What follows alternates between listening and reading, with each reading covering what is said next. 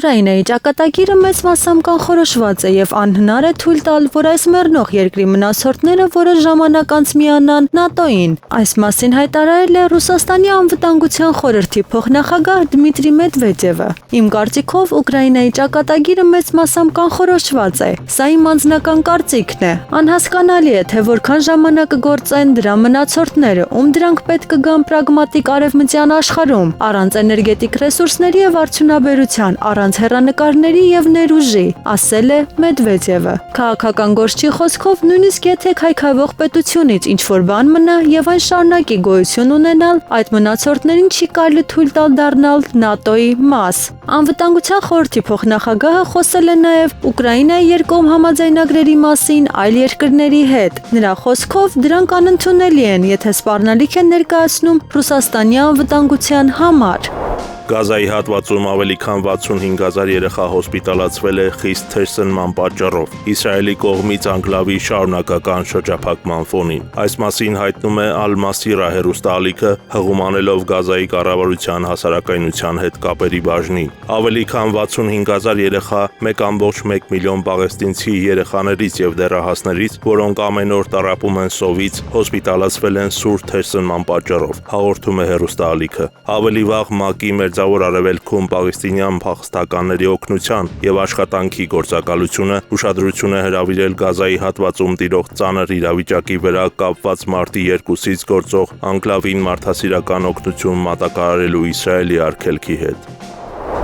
Հնդկաստանը դիտարկում է իր օդային տարածքը պակիստանյան ավիափոխադրողների համար փակելու եւ պակիստանյան նավերի մուտքը հնդկական նավահանգիստներ արգելելու հարցը։ Այս մասին հաղորդում է Economic Times թերթը, վկայակոչելով կառավարական աղբյուրները։ Ինչպես նշում է հրատարակությունը, այս դեպքում Պակիստանը ստիպված կլինի ինքնաթիռները փոխել Չինաստանի կամ Շրի Լանկայի միջոցով հարավ-արևելյան Ասիայի ուղղություններ հասնելու համար։ Պակիստանի պետական միջազգային ավիաուղիները օգտագործում է Հնդկաստանի օդային տարածքը աշխարհի այդ մասի մի քանի ուղղություններ մուտք գործելու համար, ներառյալ Կուալա Լումպուրը եւ Մալազիայի այլ քաղաքներ, բացի Սինգապուրից եւ Թայլանդից։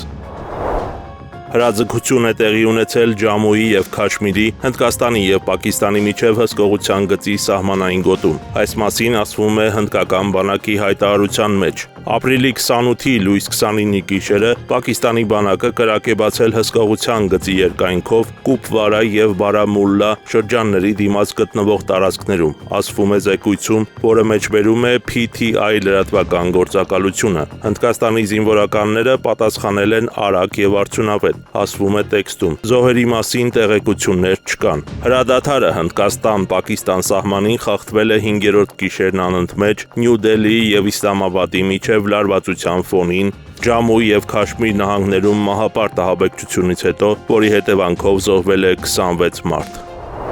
Գրենլանդիայի խոշորագույն հեռահաղորդակցական TUSAS ընկերությունը կորցրել է կապը Իսպանիայի Մասպալոմաս քաղաքում տեղակայված իր արբանյակային սարքավորումների հետ 3 այնտեղ տեղի ունեցած խոշոր հոսանքազրկումից հետո, հայտնում է ընկերությունը։ Ընկերության կայքում տեղադրված հաղորդագրության համաձայն TUSAS-ը հետաքննում է, թե արդյոք անջատման պատճառը հոսանքազրկումն էր։ Այժմ մենք կապի մեջ ենք Իսպանիայի Մասպալոմաս քաղաքում գտնվող մեր սարքավորումների հետ, որոնք մենք օգտագործում ենք արբանյակային ծածկույթի տարածքում մեր հաճախորդներին ծառայություններ մատուցելու համար, ասվում է ընկերության մամուլի հաղորդագրության մեջ։ Ընկերության տվյալներով արբանյակային կապի ծառայություններից օգտվող իր հաճախորդներին հասանելի չեն բջջային կապը, ինտերնետը, հեռուստատեսությունը, ռադիոն եւ SMS հաղորդագրությունները։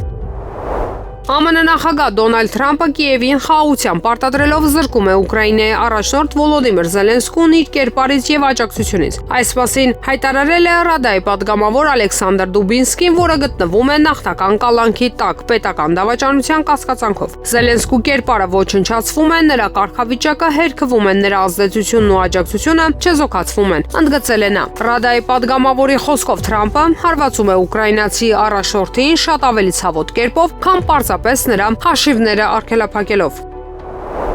Հակամարտության կարգավորման խաղաղության համաձայնագրի արդյունքում Ուկրաինան կմասնատվի եւ Կիևը չի ունենա անվտանգության երաշխիքներ։ Այս մասին գրում է ամերիկյան Politico թերթը։ Խաղաղության համաձայնագրի արդյունքում Կիևը ոչ միայն դուրս կգա այս դաժան հակամարտությունից մասնատված, այլև կզրկվի որևէ լուրջ անվտանգության երաշխիքից, քանի որ Վաշինգտոնը հրաժարվում է աջակցել եվրոպացիներին։ Ասվում է հրատարակության մեջ։ Նշվում է, որ Եվրոպայի քաղաքականությունը Կիևին խոստանալ այն ամենը, ինչ անհրաժեշտ է, կասկածներ է առաջացնում։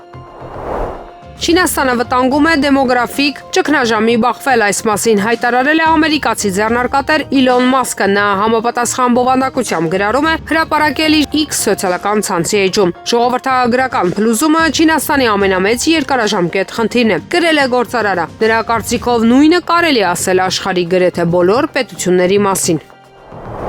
Մոսկվայում հաղթանակի 80-ամյակի միջոցառման շրջանակներում Հայաստանի Հանրապետական կուսակցության խոսնակ Էդուարդ Շարմազանովը խոսել է մեծ հաղթանակի կերտման գործում հայ ժողովրդի հերոսական մասնակցության վերաբերյալ։ Նա անդրադարձել է 44-օրյա պատերազմից հետո Արցախում Ադրբեջանի կողմից իրականացվող վանդալիզմին, էթնիկ ստումներին, նշելով, որ 44-օրյա պատերազմից հետո ԼՂ-ում ադրբեջանական վանդալիզմի թիրախում հայտնվել են հայրենական մեծ պատերազմի մասնակիցների հայկական հուշարձանները։ Ներկա գտնվող ադրբեջանական պատվիրակության անդամները պարբերաբար փորձել են ընդհատել եւ խոչընդոտել Շարմազանովի ելույթը։ На заявление азербайджанской делегации, которая сказала, что в 2020 году итоги войны были справедливы. Итоги войны несправедливы, и теперь ничего общего с уставом ООН и с правом народного самоопределения. Да здравствует свобода и народная... Կոռուպցիոն գործարքի կասկածանքով բերման է ենթարկվել դատավոր Արտուշ Գաբրիելյանը։ Քիչ առաջ Երևանի ընդհանուր իրավասության քրեական դատարանի շենք են ներխուժել դիմակավորված իրավապահներ եւ ընդդիմադիր գործիչներ։ Դատավոր Արտուշ Գաբրիելյանին գետնին պարտկեցնելով ձեռքերը ոլորելով բերման են ենթարկել։ Ինչպես հայտնում են Եվրոմեդիա 24-ի աղբյուրները, դատավորի հետ միաժամանակ ԱԱԾ-ն բերման է ենթարկել նաեւ նրա օգնականին։ Բաքվի զինվորական դատարանում եկնարկել է Արցախի նախկին պետնախարար Ռուբեն Վարդանյանի նկատմամբ հարուցված շինծու գործերով հերթական դատական նիստը։ Նշենք, որ նախորդ նիստում ականների պայթյուններից տուժած մի շարք տուժողներ ցուցմունքներ էին տվել։ Արցախի ղեկավարների ու այլ պաշտոնյաների ընդհանուր 15 անձի նկատմամբ հարուցված շինծու գործերով հերթական դատական նիստը նախօրեին էր անցկացվել։ Նրանց առաջադրվել են շինծու մեղադրանքներ։ Հանրապետության նախագահ Վահագն Խաչատուրյանն ընդունել է Երևանի քաղաքապետ Տիգրան Ավինյանին։ Հանդիպման ընթացքում քաղաքապետը նախագահին ներկայացրել է մայրաքաղաքում իրականացվող բարեփոխումների, բարենորոգման աշխատանքների ընթացքն ու առաջիկա ծրագրերը։ Անդրադարձ է կատարվել համակարգային բարեփոխման ուղղությամբ կատարված աշխատանքներին եւ տարբեր խոչընդոտների վերացման ուղղությամբ ձեռնարկված միջոցառումներին։ Առանձնահատուկ կարևորվել է միասնական տոմսային համակարգի արդիականացմանն ուղղված հետևողական քաղաքականությունը։ Հայաստանի Հանրապետության պետական եկամուտների կոմիտեն շարունակում է հետևողական պայքարը հարկերից խուսափելու փորձերի եւ ստվերային տնտեսության դեմ։ Այս անգամ լայնածավալ օպերատիվ հետախուզական միջոցառումներ են իրականացվել շինանյութի ոլորտում գործունեություն ծավալող խոշոր հարկ վճարողի մոտ։ Ընկերության կողմից չհայտարարագրված իրացման շրջանառությունը կազմել է շուրջ 4 միլիարդ դրամ։ Արդյունքում պետությանը պատճառվել է առանձնապես խոշոր չափի շուրջ 1.1 միլիարդ դրամի վնաս։ Քննչական կոմիտեի տնտեսական հանցագործությունների եւ մաքսանենգությունների քննության գլխավոր վարչությունում նախաձեռնվել է քրեական վարույթ։ Ապրիլի 28-ին ողբերգական դեպք է տեղի ունեցել Լոռու մարզում։ Ոստիկանությունում տեղեկություններ են ստացվել, որ մարզի գյուղերից մեկի տանը երեխայի դիկա նշված տանը քրեական ոստիկանները հայտնաբերել են 4-ամսական Մայքլ Ֆեյդին։ Դեպքի փաստով քննչական վարչությունում սպանություն հատկանիշներով նախաձեռնվել է քրեական վարույթ։ Ըստ նախնական տեղեկությունների երեխայի մայրը ժամը 17:00-ի սահմաններում տղային կաթ է տվել, ապա գնացել աշխատանքի, ով որպես կտվորուհի աշխատում է անասնագոմերից մեկում եւ ժամը 21:50-ի սահմաններում վերադառնալով տուն երեխային հայտնաբերել է մահացած։ Հայաստանի եւ Ադրբեջանի միջև խաղաղության ու միջպետական հարաբերությունների հաստատման մասին համաձայնագրի տեքստը վերջնական համաձայնեցվել է եւ պատրաստ է ստորագրման։ Ակնկալում ենք, որ կարող ենք համապարփակ խաղաղություն հաստատել Ադրբեջանի հետ։ Այս մասին Վրաստանի նախագահ Միխեիլ Կավելաշվիլիի հետ համատեղ ասուլիսի ժամանակ ասել է Հայաստանի նախագահ Վահագն Խաչատուրյանը։ Հայաստանը բարձր է գնահատում Հարավային Կովկասում կայունության եւ անվտանգության ամրապնդմանը, ինչպես նաեւ Հայաստանի եւ Ադրբեջանի միջև խաղաղության գործընթացին աջակցելուն ուղղված Վրաստանի ջանքերը, նշել է Խաչատուրյանը։